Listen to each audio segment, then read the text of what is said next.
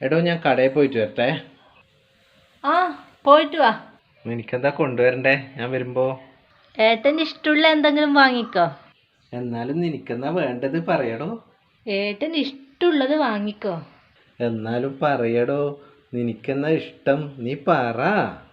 ഏട്ടന് ഇഷ്ടമുള്ളത് വാങ്ങിക്കോ ഏട്ടാ, എനക്കത് മതി. ഏട്ട പോയിട്ട് വാ. ആ എന്നാ ശരി, ഞാൻ പോയിട്ട് വരാം.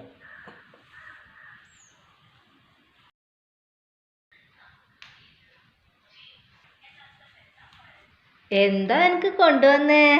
ഓ ഇതാ.